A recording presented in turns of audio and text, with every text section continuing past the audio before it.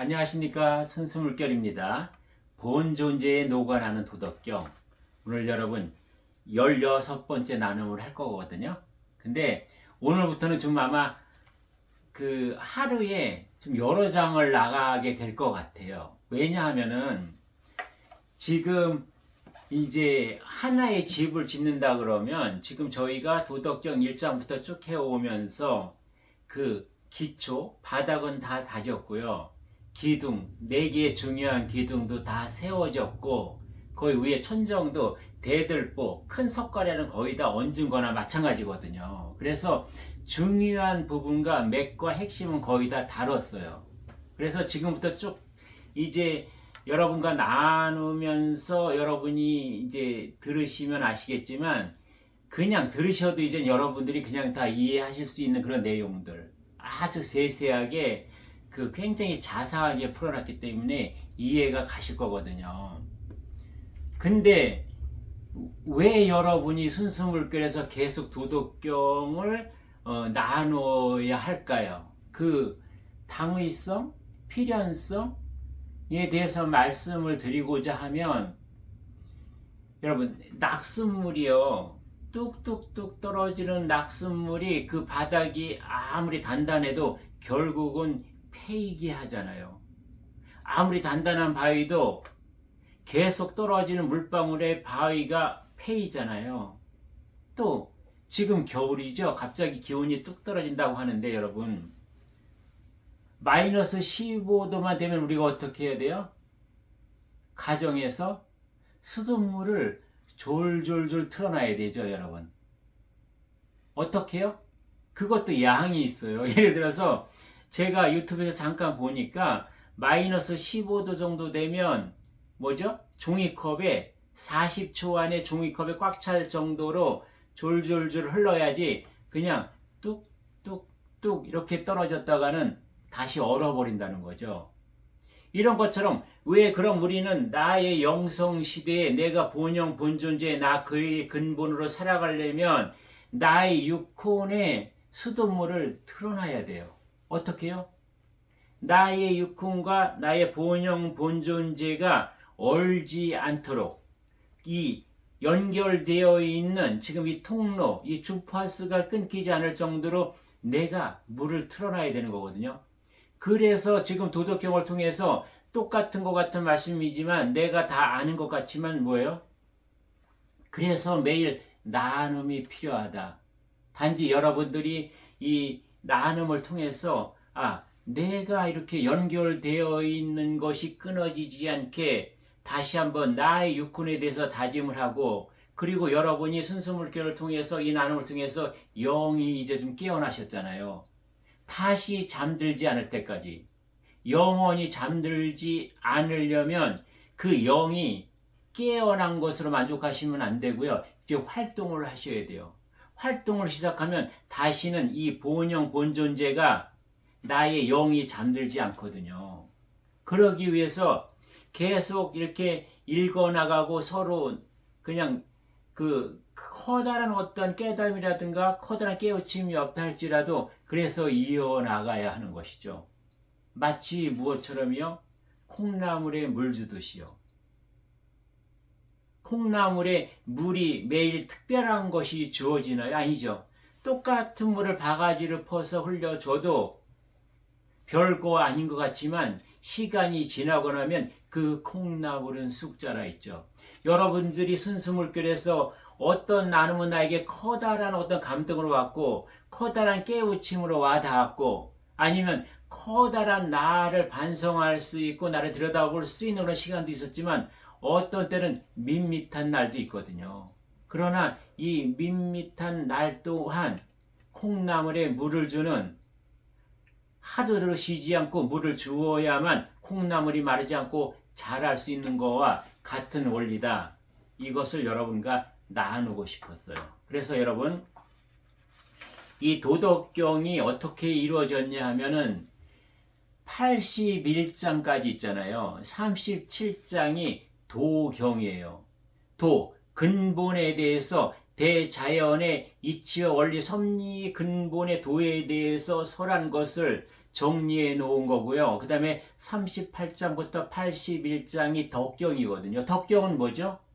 그러면은 그 도가 근본이니 그 근본을 중심 삼아서 나는 지금 내 인생을 어떻게 살아야 할 것인가, 어떻게 실천을 해야 될 것인가, 어떻게 행을 해야 될 것인가에 대해서 좀 더 구체적으로 밝혀놓은 것이 38장에서 81장까지예요. 그래서 점점점 갈수록 쉽다. 그냥 여러분과 제가 본문만 확인하고 가도 거의 다 이해할 수 있거든요. 그러면 여러분, 어떻게 또 이 도덕경이 펼쳐지는가?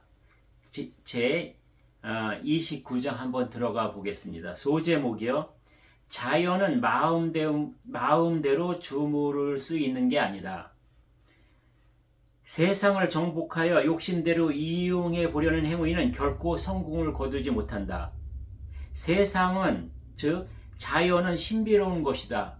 결코 마음대로 주무릴 수 있는 게 아니다. 욕망에 따라 세상을 어떻게 해보려는 인위적인 시도는 세상을 망치기만 한다. 세상을 정복하려는 사람은 세상을 잃는다라고 했죠. 여러분, 세상을 내 마음대로 해보겠다, 세상을 정복하고 말 거야 라고 하는 사람의 그 성질은 무엇이죠? 육혼적인 교만이요, 자만이요. 인간은 그렇게 나의 육혼의 교만과 자만을 흐를 때 어떻게 돼요? 세상을 내가 다 얻고 세상을 정복하기는커녕 끝내는 나 자신도 잃어버린다는 것을 우리는 내 주변에서, 이 사회에서, 세상 돌아가는 판에서 우리는 그동안 확인하고 있잖아요. 천하 만물은 앞으로 나아가는 것이 있는가 하면 그 뒤를 따르는 것도 있다. 따뜻한 것이 있는가 하면 찬 것도 있다. 강한 것이 있는가 하면 약한 것도 있다. 솟아오르는 것이 있는가 하면 가라앉는 것도 있다. 그러므로 도를 체득한 사람은 극단과 방종과 지나친 것을 피한다라고 했죠. 흔히 여러분, 도를 체득한 사람, 도로 살아가는 사람은 중도를 지킨다는 얘기를 많이 들어왔잖아요. 중도가 최선의 것이라고 우리는 알고 있죠. 과연 중도는 무엇일까요, 여러분? 과연 우리는 어떻게 살아야 할까요? 중도 가운데 서서 살아야 하는 걸까요? 제가 알고 있는 도를 체득한 사람은요, 중도도 아니에요. 그럼 무엇이냐? 이쪽도 저쪽도 왔다 갔다 자유로울 수 있는 것이에요. 내가 중간에서 중도를 지키겠다는 그 생각, 그 관념마저 없는 것이다. 내가 이쪽에 가고 저쪽에 갔다고 해서 어느 한쪽으로 쏠리지 않는 것, 그것이 도를 체득한 사람이라는 거죠. 이쪽도 공감하고 저쪽도 공감한다. 이쪽의 존재도 내가 인정하고 받아들이고 저쪽의 존재도 인정하고 받아들인다. 그냥 지켜볼 뿐 여여하다. 어떤 상황에서도. 그러나 자와 우를 같이 어우를 수 있는, 더우를 수 있는, 조화를 이뤄낼 수 있는 그런 존재가 된다는 것이죠. 도를 체득한 사람은, 도를 득한 사람은 좌우 상하 전후 그 어떤 얘기, 어떤 상황이 온다 할지라도 그것에 출렁거리거나 흔들리지 않는다. 나의 중심은 어느 곳에 가 있어도 꼿꼿이 서 있다는 거죠. 어떤 자연 만물에서 나에게 끼치는 그런 영향, 아니면 어떤 인간관계에서 오는 것, 그 어떤 환경이라 할지라도 모든 것은 뭐예요? 그것들은 나의 거울이니 그것들을 통해서 나를 확인할 뿐이다. 예, 이렇게 나눔을 하면서 30장에 들어가 보겠습니다. 제 30장, 지나친 것은 자연의 섭리를 거스른다. 도를 따라 임금을 보좌하는 사람은 무력으로 세상을 다스리는 것을 막는다. 무력의 대가는 반드시 돌아온다는 것을 알기 때문이다. 군대가 휩쓸고 간 자리는 황폐해진다. 그 전쟁 뒤에는 언제나 전염병이나 기근이 따른다죠.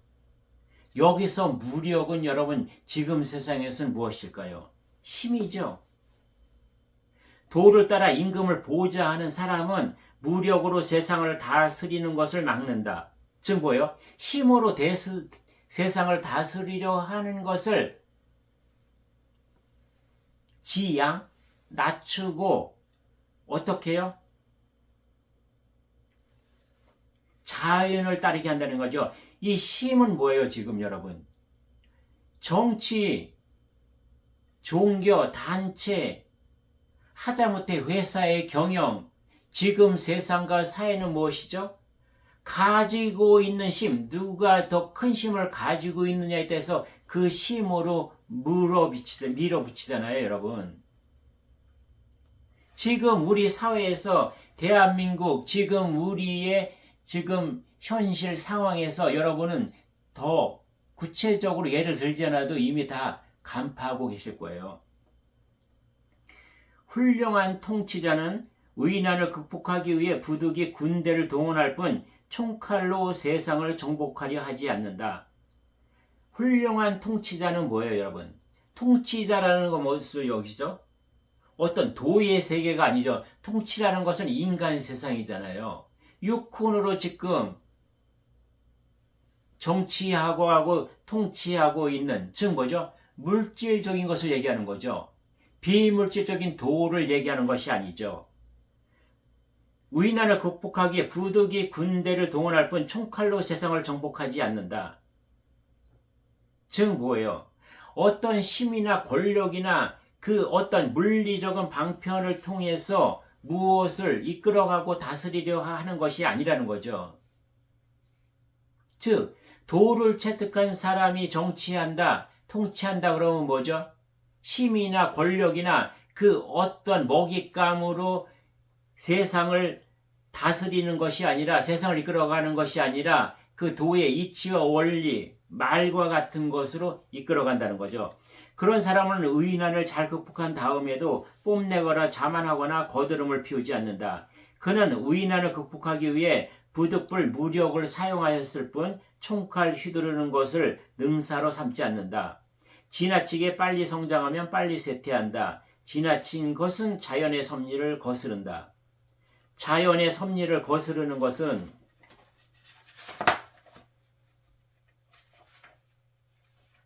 결코 오래가지 못한다.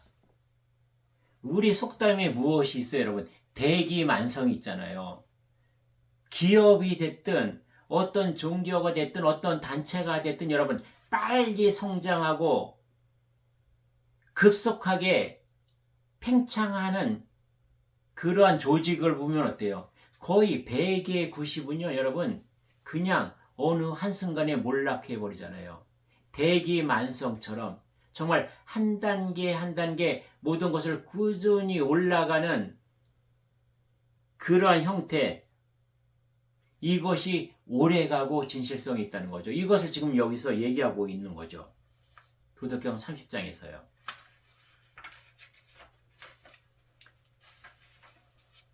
31장 한번 가보겠습니다. 31장 소제목, 전쟁에서 승리하면 초상을 치르듯이 슬퍼하라. 사람을 해치는 무기는 아무리 보석으로 장식했을지라도 상서로운 물건이 아니다. 세상 사람들은 무기를 무서워한다. 그러므로 도를 따르는 사람은 무기를 곁에 두지 않는다. 여기서 무기는 무엇일까요, 여러분? 도를 따르는 사람은 무기를 곁에 두지 않는다. 인간 세상에서 도에 가장 해가 되는 무기는 무엇이냐면요, 탐욕, 이기심, 집착, 분별, 잣대, 그 다음에 나의 고정관념, 육군의 생각과 감정이라는 거죠. 옛날 풍습에 의하면 옛날 통치자는 평화 시에는 왼쪽에, 전쟁 시에는 오른쪽에 지위가 높은 신하를 앉혔다. 무기는 좋은 일에 쓰는 도구가 아니다. 도무지 훌륭한 통치자가 쓸 물건이 아니다. 부득이 사용해야 할 경우에는 될 수 있는 한 억제하는 마음을 가지고 무력 사용을 남발하는 일을 피해야 한다. 전쟁에서 이겼다고 해서 좋아해서는 안 된다. 전쟁에서 이겼다고 기뻐하는 사람은 살인과 파괴를 즐기는 자이다. 살인과 파괴를 즐기는 사람은 그의 성공과 번영이 오래가지 못한다. 다 이해가시죠, 여러분? 읽기만 해도. 결혼식 같은 즐거운 행사에서는 주인이 왼쪽에 지체 높은 사람이 앉고, 장례식 같은 슬픈 행사에는 주인이 오른쪽에 지체 높은 사람이 앉는다.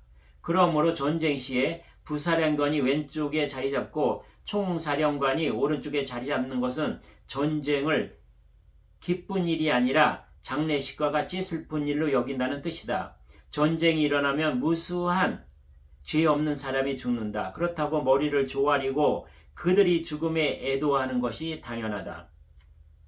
그러므로 전쟁에서 승리해도 초상을 치르듯이 슬퍼하는 것이 마땅하다. 즉 도덕경은 무엇이냐면은 전체적으로 보면 이 도덕경은 모든 인류, 모든 인간을 위해서 쓰여졌지만요. 뒤에 덕경을 가서 한번 들여다보면 가장 도덕경으로 중심이 되어 살아갈 자들이 누구냐면요. 정치가들에게 가장 많이 해당되는 것 같았어요. 지도자들에게. 그래서 지금 여기 보면은 쭉 나열하 이것저것 예를 들어서 나열을 했지만 결국은 누구들한테 얘기하는 거예요? 가장 크게 받아들여야 할 자들이 정치하는 사람들, 그 사람들 향해서 지금 얘기하고 있는 거죠. 네, 이렇게 해서 오늘 나눔은 여기서 정리하고요. 다음 시간에 뵙겠습니다. 예, 감사합니다.